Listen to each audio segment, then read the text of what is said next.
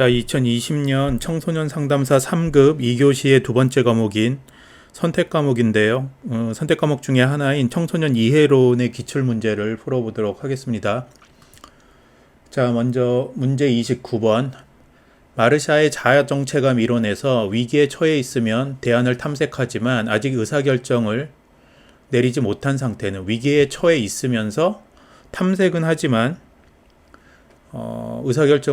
진로에 대한 의사결정을 내리지 못한 상태를 정체감 유해라고 하죠. 그래서 26번의 정답은 1번이고, 마르샤 같은 경우는 위기와 관여라는 두 가지 중거를 가지고 진로 결정에 대한 정체감 수준 네 가지에 대해서 얘기했는데, 가장 성취도가 높은 거를 정체감 성취, 두 번째로 성숙한 것이 정체감 유해, 아직 탐색을 적극적으로 하고 있기는 하지만 진로가 결정되지 않은 것을 정체감 유해라 그러고, 정체감 유실 같은 경우는 두 번째로 미숙한 건데, 본인의 어떤 적극적인 탐색에 의해서 진로를 결정하고자 하는 게 아니고, 그런 탐색에 대한 부분은 전혀 없는 반면에 부모나 주변의 어떤 제시되는 진로 목표에 따라서 자신의 진로를 결정하게 된 거를 정체감 유실이라고 하죠. 그리고 가장 미숙한 거를 정체감 혼미라고 한다. 그렇죠? 그래서 이 정체감 위기에 처해져 있지만 아직 정체감을 성취하지 못했기 때문에 유해 상태를 지금 설명하고 있는 거라서 26번의 정답은 1번이 되고요.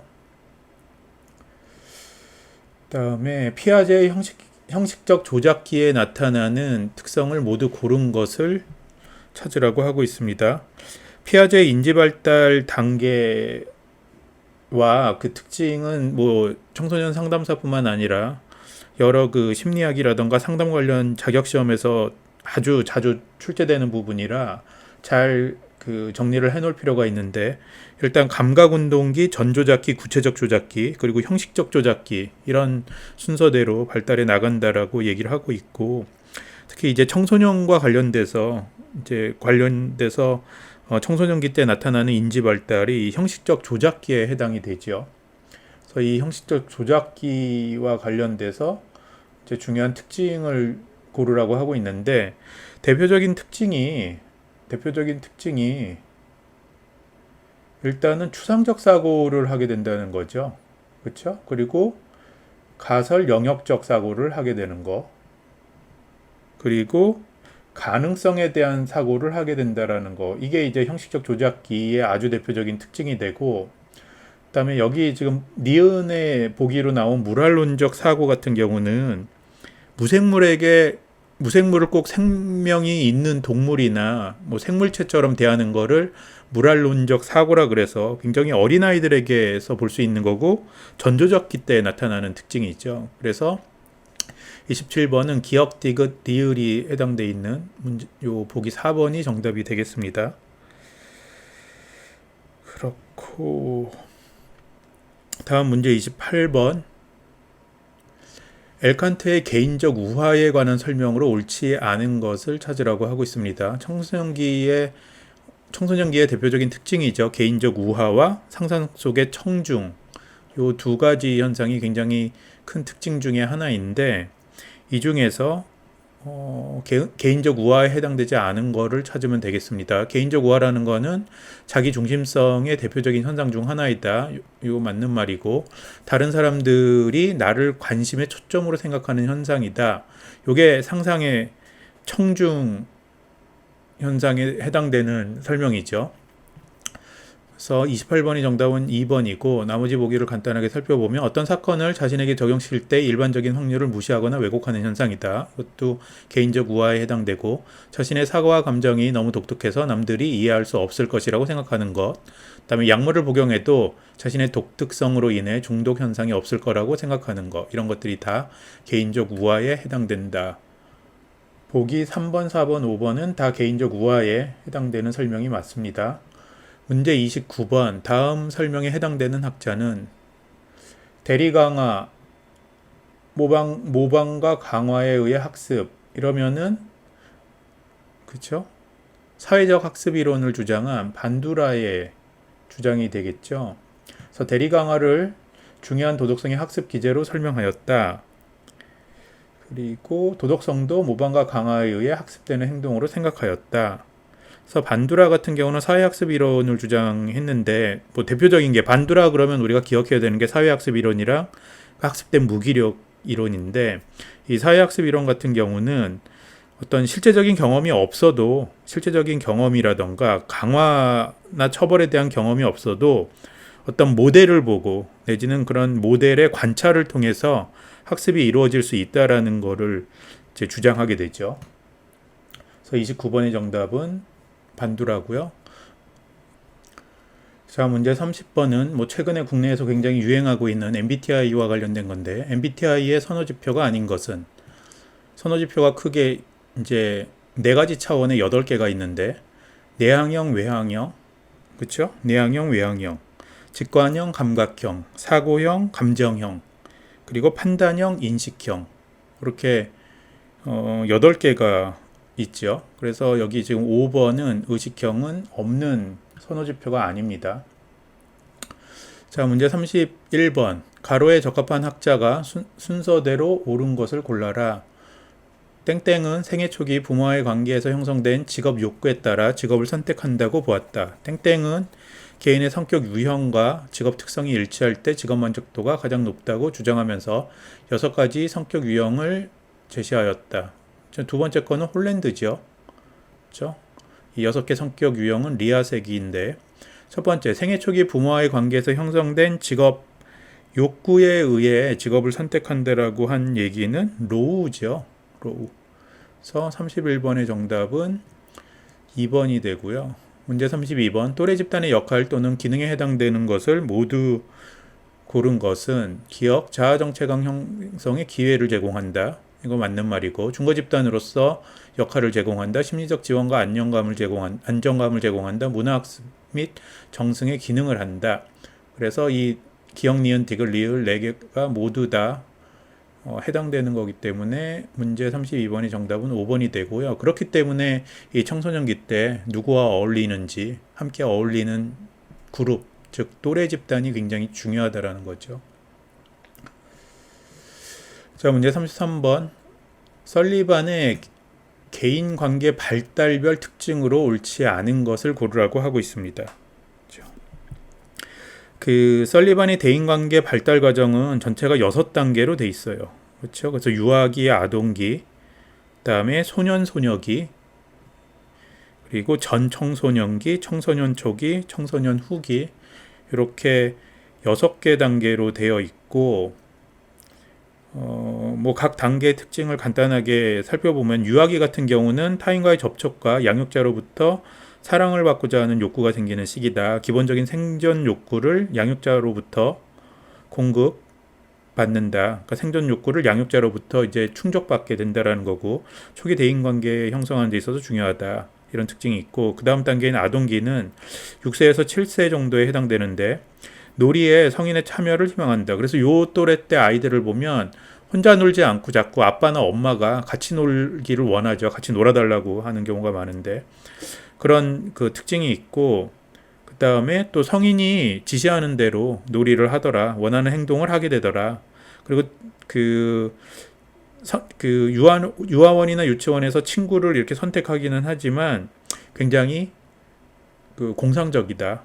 그렇죠? 현실적이지 않다. 뭐 이런 특징을 보이고 소년 소녀기 때는 약 한 10세 전후를 얘기하는데 이때 이제 특징이 또래 친구를 얻고자 하고 그렇죠? 또래 집단에 참여하고자 하는 욕구가 커지는 시기죠. 그래서 요거는 요 보기 2번은 지금 맞는 얘기가 되고요.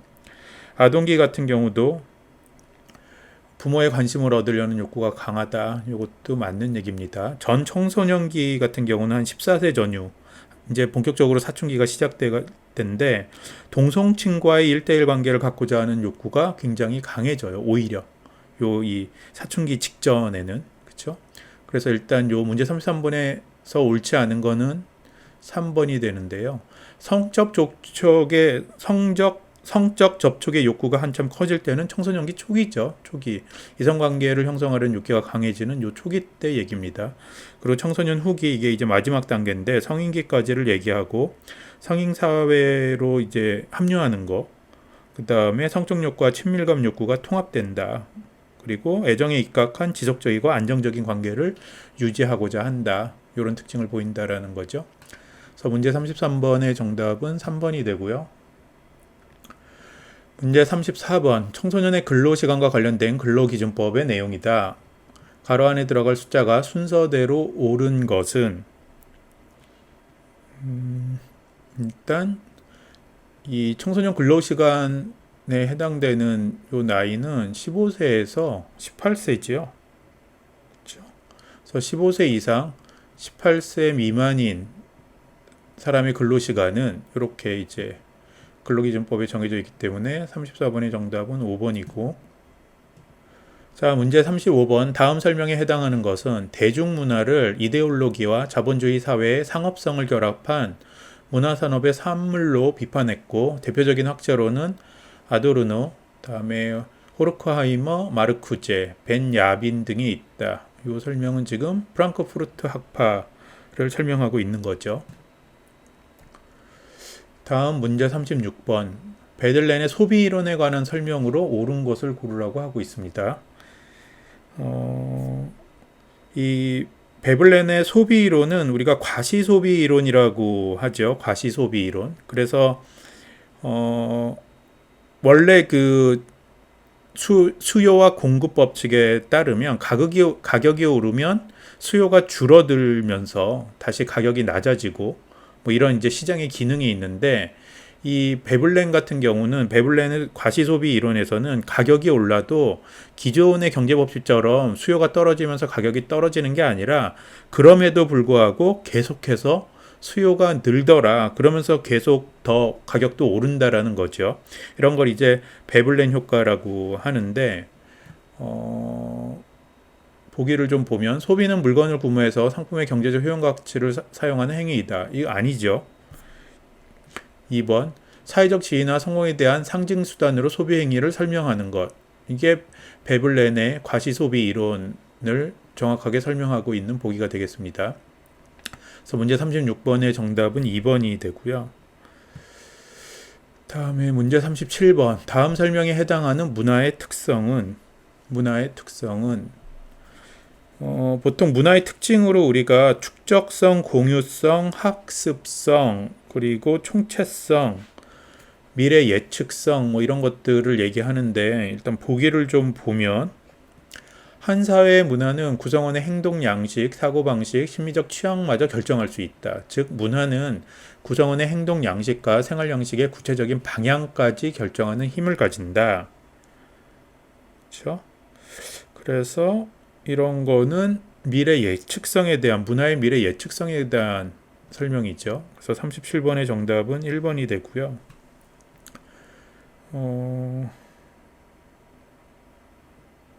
그리고 문제 38번 청소년 활동 진흥법상 국가 및 지방자치단체의 청소년 문화활동 지원 규정에 명시된 것이 아닌 것은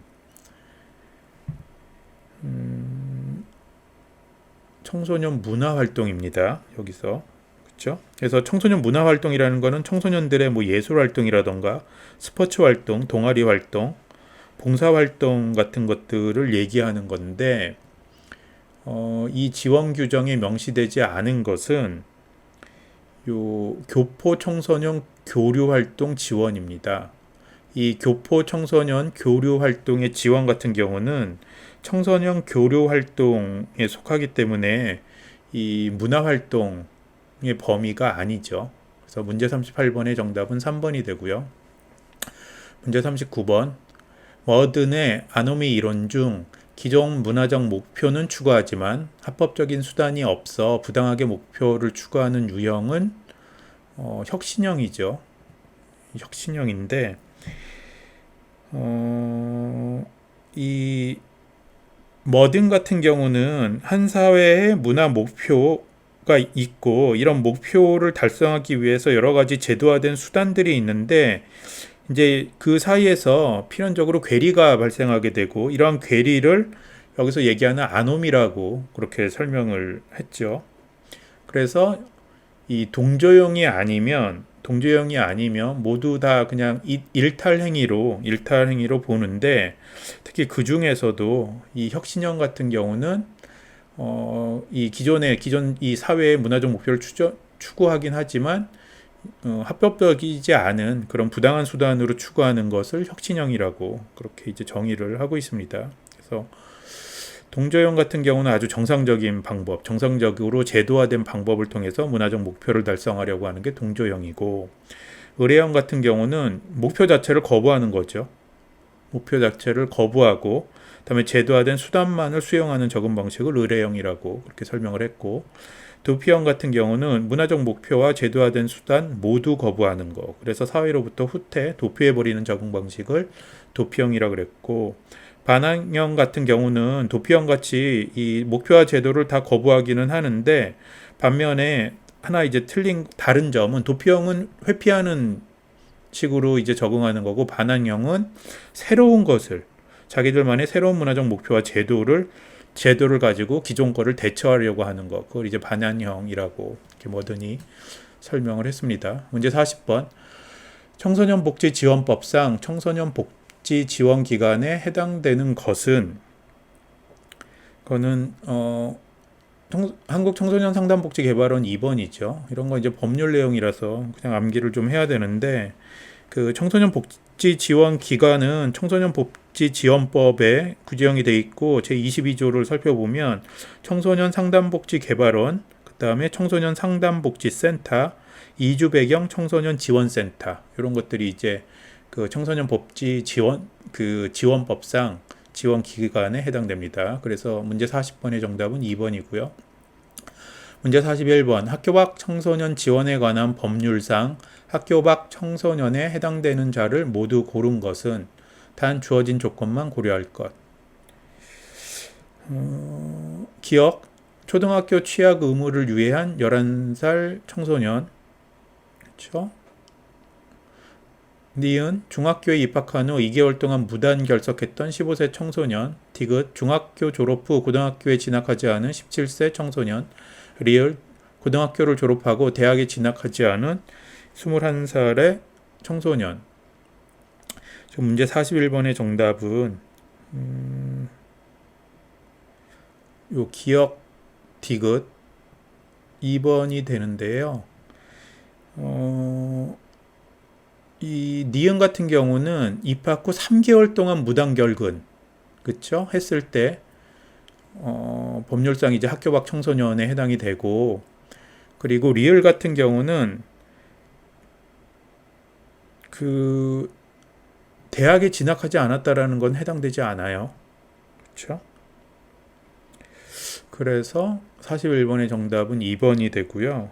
그 학교 밖 청소년을 정의하고 있는 내용을 좀 보면은 초등등교육법 제2조에 초등학교, 중학교 또는 이와 동일한 과정을 교육하는 학교에 입학한 후, 그쵸? 중학교에 입학한 후 3개월 이상 결석하거나 같은 법에 따라 취약 의무를 유예한 청소년이 이제 학교 밖 청소년에 해당이 되고, 또 하나는 초등등교육법 제2조에 고등학교 또는 이와 동일한 과정을 교육하는 학교에서 같은 법에 따른 제적, 퇴학 처분을 받거나 자퇴한 청소년, 그리고 초중등교육법 제2조의 고등학교 또는 이와 동등한 과정을 교육하는 학교에 진학하지 아니한 청소년. 그래서 대학은 해당이 되지 않습니다.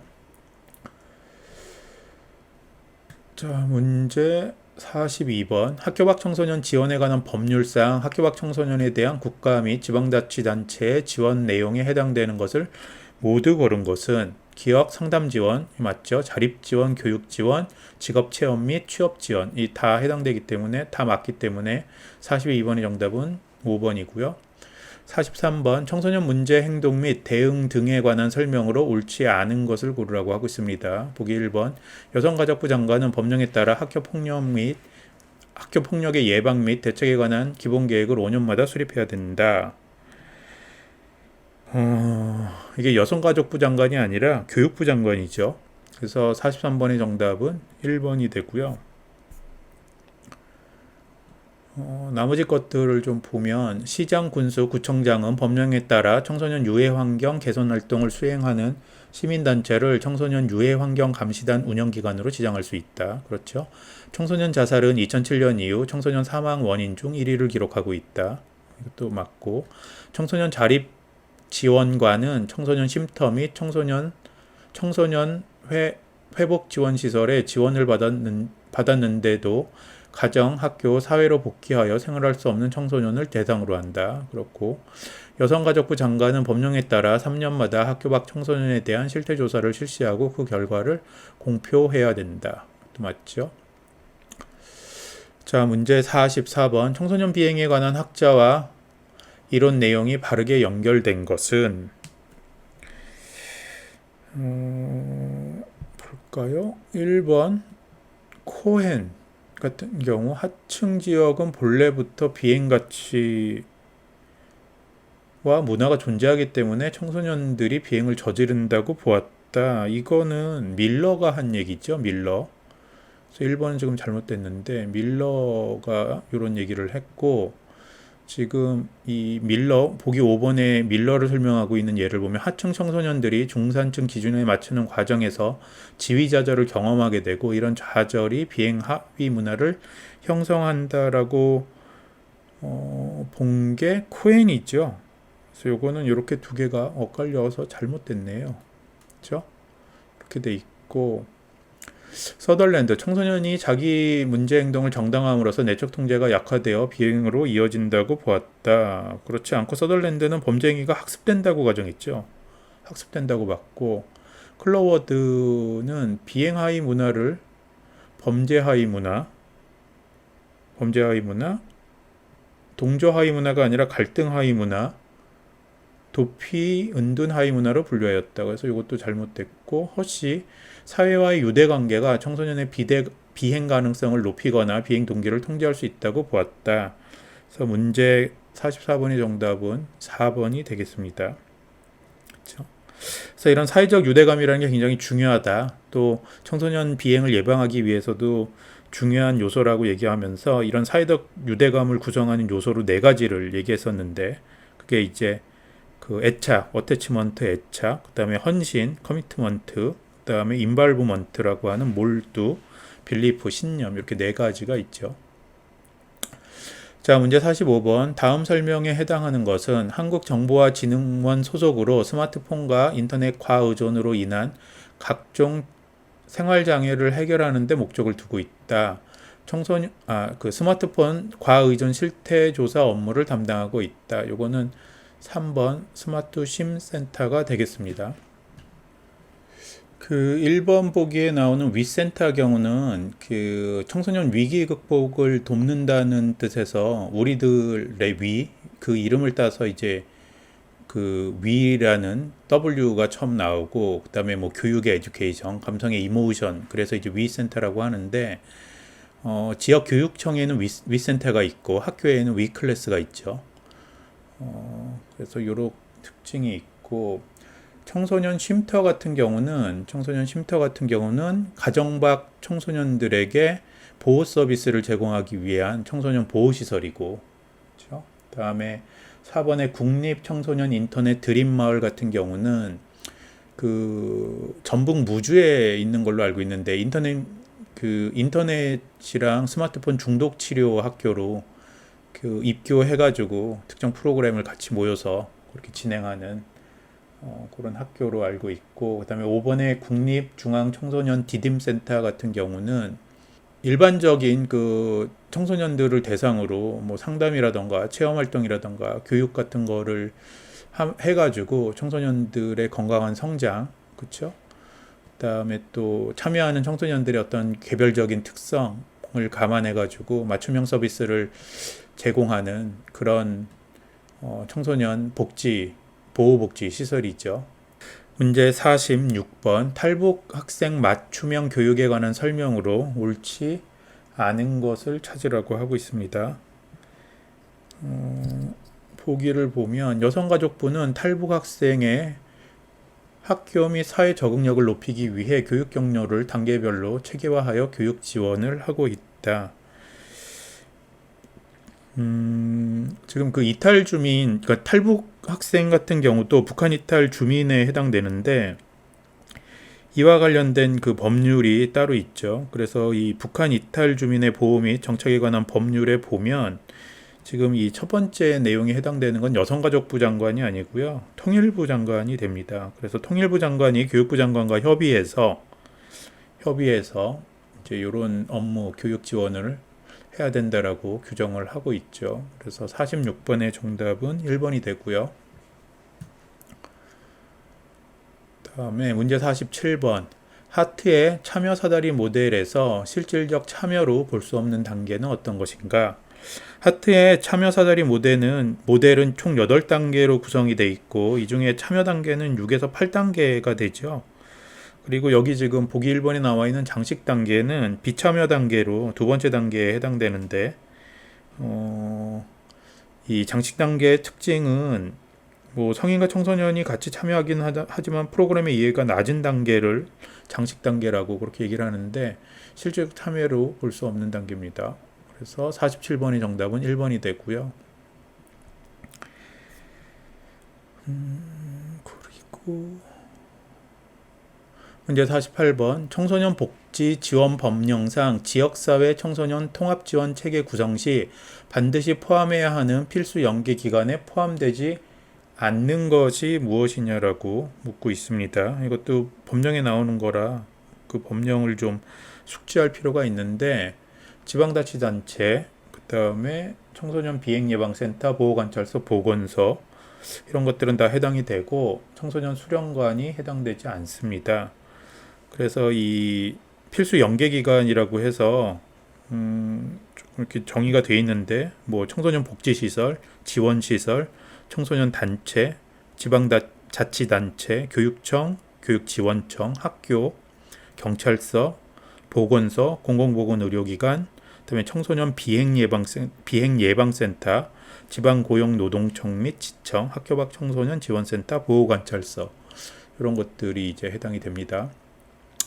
자, 문제 49번. 우리나라 청소년은 공직선거법상 몇 세 이상부터 대통령 및 국회의원 선거권이 있는가? 이거 뭐 최근에 법이 바뀌었는데 18세죠.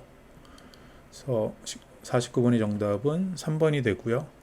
마지막 문제 50번. 소년법상 보호처분에 관한 내용으로 옳지 않은 것을 고르라고 하고 있습니다. 내용을 좀 보면 사회봉사 명령처분은 14세 이상의 소년에만 할 수 있다. 그렇죠? 그다음에 소년의 보호처분은 그 소년의 장래 신상에 어떤 영향도 미치지 아니한다.